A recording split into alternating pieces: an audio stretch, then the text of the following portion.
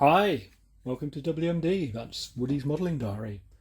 And we're having a quick look at my OO gauge last great project layout. A little bit of progress on that. As you can see, we've got a different view from the normal view I've had over the last few episodes. And you see the beginnings of a road bridge. And the idea of that is to try and break up the sort of roundiness of the layout. One of the things that we modelers suffer is a lack of space. No matter how much space you've got, you could always do an extra couple of feet. And one of those areas which does get compromised are curves on track. I've managed to sort of at least get second, third and fourth radius curves in, but they are not prototypical. If your sort of average passenger train went round a curve of that nature with any speed, if it didn't derail, your tea-flavoured British Rail drink would probably end up across the aisle in somebody else's lap.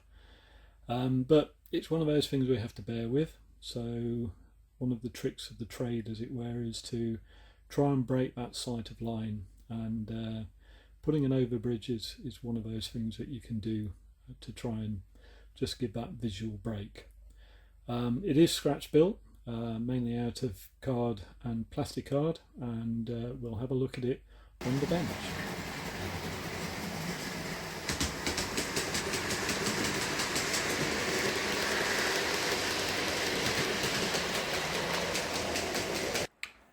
Well, we've got the bridge on the workbench. You'll have to excuse the chaos of my workbench. I do have regular tidy ups, but I'm afraid I'm just one of those types of people who generates mess when I work.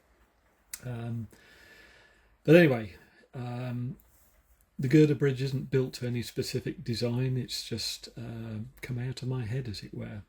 One thing I have allowed for is sufficient clearance if I ever wanted to put catenary in.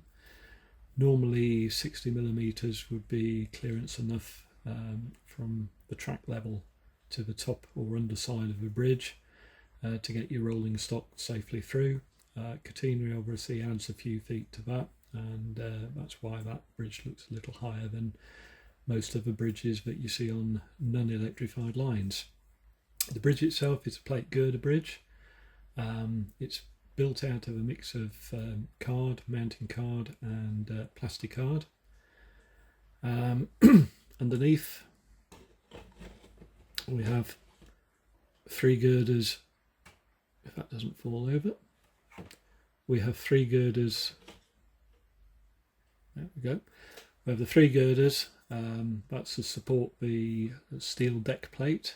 I did work with some bridge engineers for a while and they tried to verse me in the technological aspects of bridge building, but probably if they saw this would think it would collapse as soon as you put a toy car on top. But anyway, the basic principles are there. The bridge, being steel, is separate from the abutments and it rides on these 2 surfaces, quite literally, because steel during the summer will expand, so you'll see a gap at either end of the bridge in the asphalt of the road, which allows for the expansion. And steel can expand quite far in very hot weather.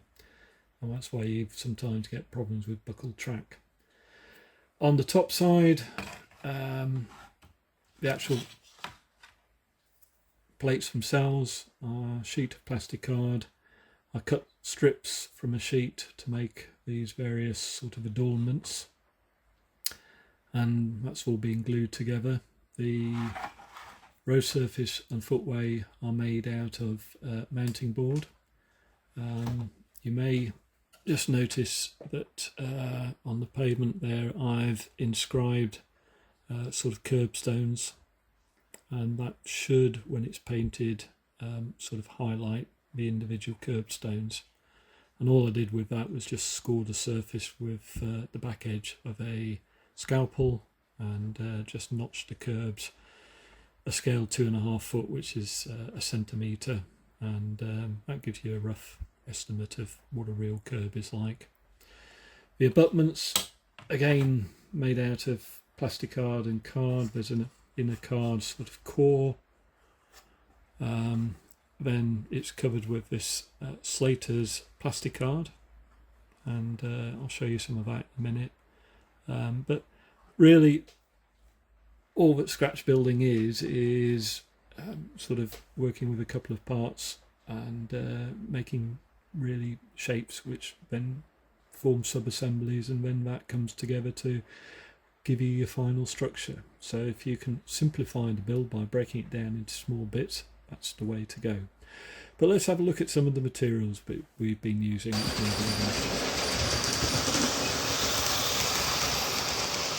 This is a sheet of mounted card which I get from the range. It costs about £4 a sheet. It's about 2.5 foot by 2 foot, but you can do a lot of modelling with it. And the great thing about this card is it's got a decent thickness to it, but easy to cut, and that's great. And the other thing about mounted card, if I can get this out of the way and find my piece of trial card here, is that you can sand it. If you need to take or chamfer the edge or just take a little bit off, it will sand quite readily along the edge. You just take the burr off. That's one of the big advantages. So if you do have a piece of card which is slightly too big and it's just a little bit thin to cut with a scalpel accurately, try a bit of sanding. It always works well for me. The plastic card, well, there's sheets of plastic card. You can buy them sort of A4 size. You can get them bigger, and I've bought quite large sheets that shows. And the last sheet I bought, which was about the same size as the mounting card, was £4 ludicrously, whereas nowadays you're paying something like £3 for a sheet like that. Once we get on to the embossed sheets, there's a whole variety of embossed sheets. These are a variety of Slater's sheets. Other sheets are available. You can see my stock of stuff has been around for a while. £1 for a sheet, which is an absolute bargain. It's now about £3.50. I do tell Mrs. Woody when I stock up on stuff that I am saving money because it will cost a fortune in the future. She never believes me. But you can get all sorts here. There's paving, there's brick, corrugated iron, roofing tiles, and always keep a bit of a stock in just so you have the stuff around when you want it. Nothing worse than trying to do some modelling and finding out that you haven't got the materials in stock. The embossed sort of plastic card, there are several sorts of versions of it. There are many different types of bonds of bricks. There's traditional English bond, which is a sort of strange mixture of sort of full and half bricks mixed in, and you can probably just about see that hopefully on that, if that's focusing in. If not, I apologise. But or there's a traditional, what we term as Flemish bond, which is what you see on houses these days. If you don't like using plastic card, there are other things available, mainly related to super quick do a version. I'm not even sure whether prototype models still exist, but that's a brick paper that they did, and again you can use those to cover your plastic card or card shell. Metcalfe do a version, red brick sheets. The actual card is a little bit thicker than what you would get in super quick or prototype, those types of papers. There are now some textured papers which you can get as well. So there are a variety of things out there. I do prefer the embossed type. And you may be thinking, well, that's okay, but what happens when you want to actually paint the bricks up? That's quite a complex thing, isn't it? Well, I do tend to use a bit of a dodge, or a technique which Phil Parker of British Railway Modelling sort of first brought to my attention in the video he did, which is basically coloured pencils. It's almost like going back to school, isn't it? Variety of sort of orange, redishes and browns. If you prime your embossed brick sheet first with some grey, and I tend to use grey primer. This is a Halford's primer. Other primers are available, but this tin has lasted me several years now, and I've done quite a bit of spraying with it, so it is worth having one of those in tow.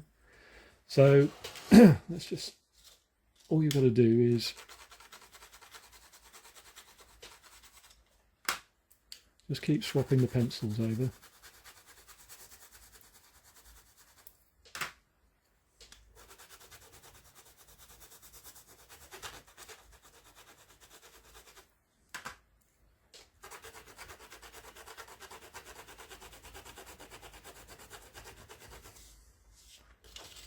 And if you want, you can also go up and down. Or just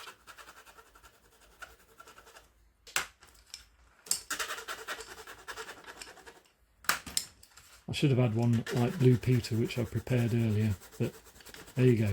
If you're still watching, thanks very much. As you can see, the basic principle is that you end up with the bricks with a variety of different sort of brick type colours, but your mortar still exists in the background. And if you're doing quite a large building, that works out quite well. Certainly better than or easier than having to paint individual bricks or try the dry brush technique.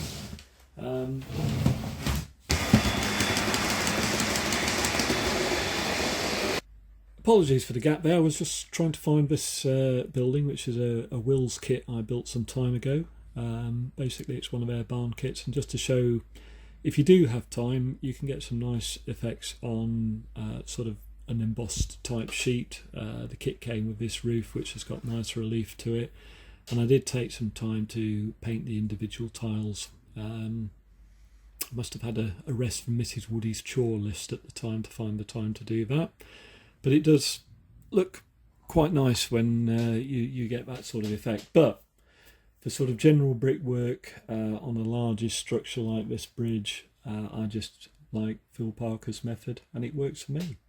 Have a go if you haven't tried it before. All you need is some coloured pencils, and away you go.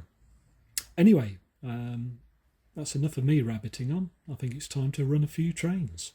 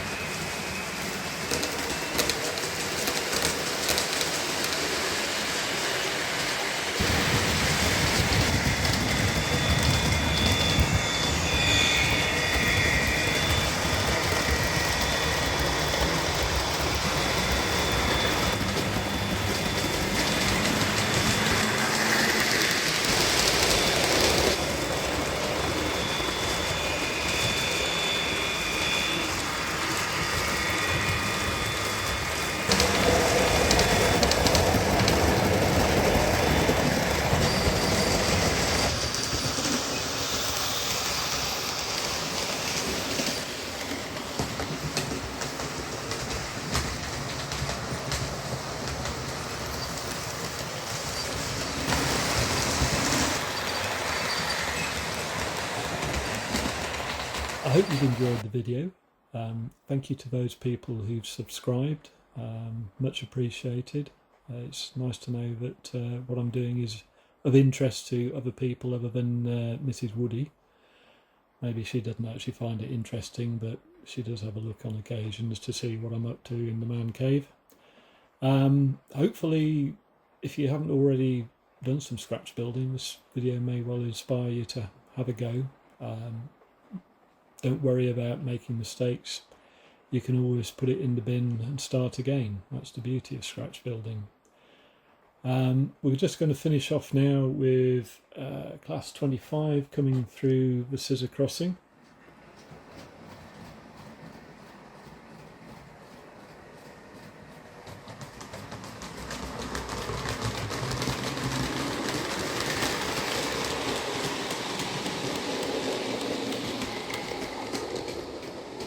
Thanks again for watching. You take care of yourself, and we'll see you again. Bye.